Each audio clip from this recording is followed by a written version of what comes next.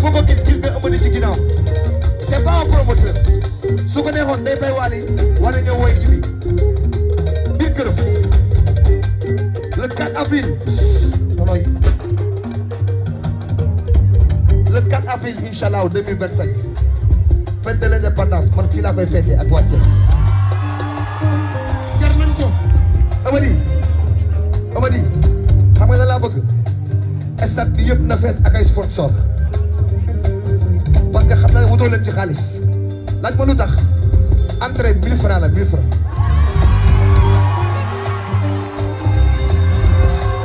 jar nañ ko jot nañoo delloo ci ko tàccu leen seen bopp yéen waa Thiès parce que Amady xam nga lu tax ma ne entrée 1000 francs su ma nee gratuit wóorul parce que mën na am sax da ngay mër ndax ñi waa Thiès mel ci Wally entrée 1000 francs la 1000 francs Maodo Malick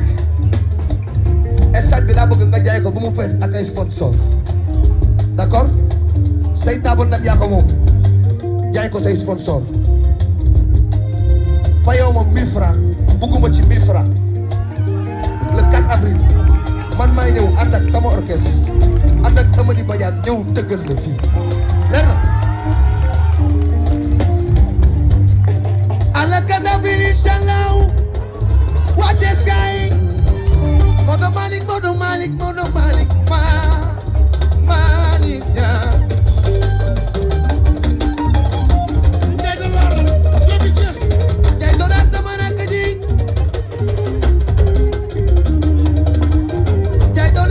rakk ji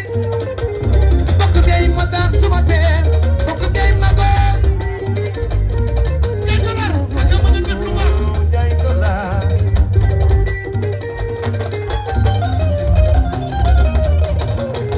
fekk nga ma bari teral ma